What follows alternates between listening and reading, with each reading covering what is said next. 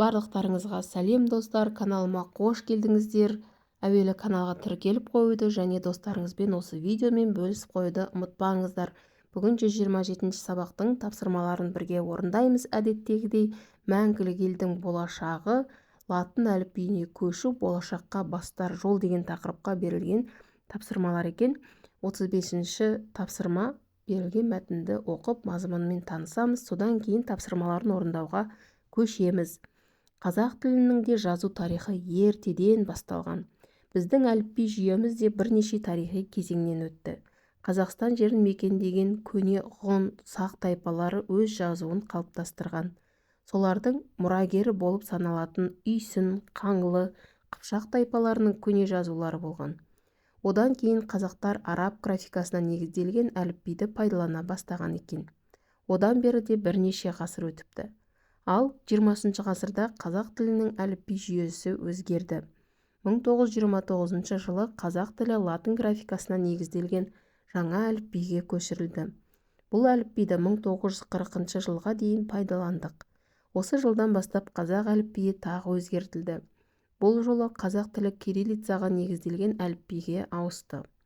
Еліміз тәуелсіздік алғаннан кейін көп ұзамай әліпбиді өзгерту туралы мәселе көтеріле бастады.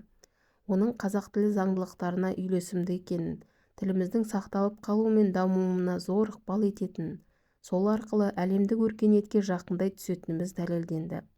Тиісті орындар 2025 жылға дейін латын әліпбиіне көшу жұмыстарын жүргізіп жатыр. Қазір латын графикасына негізделген қазақ әліпбиінің бірнеше нұсқасы дайындалып, көпшіліктің талқысына ұсынылды. Міне осындай тіл туралы, біздің өзіміздің әліпбиіміз туралы қысқаша ақпарат берілген мәтін. Енді тапсырмаларын орындайық.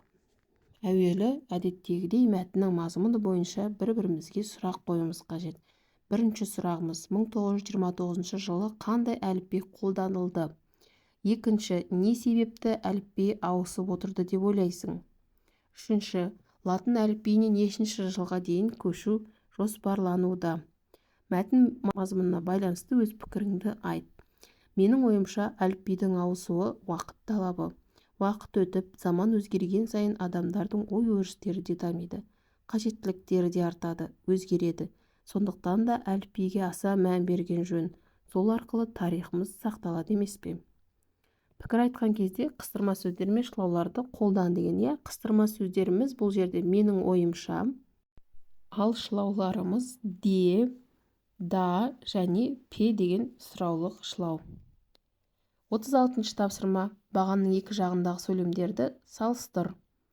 Бірінші: менде ағылшынша сөздік бар. Келесі: екінші бағанда: мен де шет тілді үйреніп жүрмін. де дегеніміз бірінші бағанда бірге жазылған, екінші бағанда бөлек жазылған. Яғни бірінші бағандағымыз жатыс септігінің жалғауы. Сұрақ қоятын болсақ, кімде ағылшынша сөздік бар? Менде, бірге жазамыз яғни. Ал мен де шет тілді үйреніп жүрмін деген екінші бағандағы сөйлемде кім? Менде. Екінші сөйлем: Динада жақсы кітап бар. Динада жақсы оқиды. Бұл жерде де дәл солай. Сәуле Сарамен бірге келеді. Келесі екінші бағандағы сөйлем: Сәуле мен Сара бір сыныпта оқиды. Енді сұрақ қою арқылы анықтайтын болсақ, Сәуле кіммен бірге келеді? Сарамен бірге. Бұл көмектес септігінің жалғауы, мен дегеніміз. Ал Сәуле мен Сара бір сыныпта оқиды. Кім бір сыныпта оқиды? Сәуле мен Сара.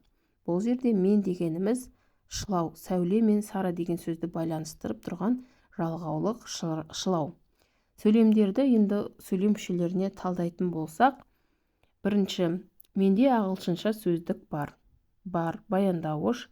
Не бар? Сөздік бастауыш. Қандай сөздік бар? Ағылшынша. Анықтауыш. Кімде? Менде толықтауыш. Динада жақсы кітап бар. Бар баяндауыш. Не бар? Кітап бар бастауыш. Қандай кітап? Жақсы кітап. Анықтауыш. Кімде? Динада толықтауыш. Сәуле Сарамен бірге келеді. Не істейді? Келеді баяндауыш. Кім? Сәуле келеді. Қалай келеді? Бірге келеді пысықтауыш. Кіммен бірге келеді? Сарамен бірге. Келесі, мен де шет тілді үйреніп жүрмін. Не істеймін? Үйреніп жүрмін баяндауыш. Кім? Мен. Нені үйреніп жүрмін? Шет тілді. Бұл толықтауыш. Де дегеніміз шылау, ол талданбайды. Өйткені біз оған жеке сұрақ қоя алмаймыз, оның мағынасы жоқ. Дина да жақсы оқиды. Не істейді? Оқиды баяндауыш. Кім? Дина да. Қалай оқиды? Жақсы оқиды. Пысықтауыш. Сәуле мен Сара бір сыныпта оқиды. Не істейді? Оқиды баяндауыш. Кім оқиды? Сәуле мен Сара. Қайда оқиды? Сыныпта оқиды. Пысықтауыш. Қай сыныпта? Бір сыныпта. Анықтауыш. Яғни да де, та де шылау болса, атау септіктегі сөзбен байланысады да бөлек жазылады. Мысалы, күн де жылынды, көк те шықты. Да де, та де жат септік жалғауы болса, өзі жалғанған сөзбен бірігіп жазылады. Мысалы, мал қорада тұр. Мен, бен, пен шылау болса, бөлек жазылады. Мысалы, қағаз бен қалам алды. Мен, бен, пен көмекте септік жалғауы болса, өзі жалғанған сөзбен бірігіп жазылады. Мысалы, мен әкеммен сөйлестім. Біздің бағанадан бері айтып жатқанымыз осы ережеге түйінін шығаратын болсақ. 37-ші тапсырма. Жақшаны ашып, мәтінді көшіріп жаз. Латын әліпбиі әлемде кеңінен қолданылады. Бұл жерде бірге жазылады, жалғау. Оның да тарихы өте тереңде жатыр. Бұл жерде шылау, да дегеніміз. Қазіргі кезде латын әліпбиін әлем халықтарының 40%-дан астамы пайдаланады. Латын әліпбиі мен латын графикасына негізделген қазақ әліпбиімен таныса беру керек. Бірінші, мен дегеніміз шылау бөлек жазылады. Келесі, әліпбиімен деген кезде мен дегеніміз жалғау бірге жазылады.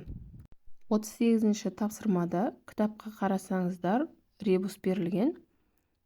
Тарақ деген сөзден соңғы үш әрпін алып тастасақ, та деген сөз шығады. Енді осы тапқан сөзді жалғау және шылау ретінде пайдаланып екі сөйлем құрап жазуымыз қажет.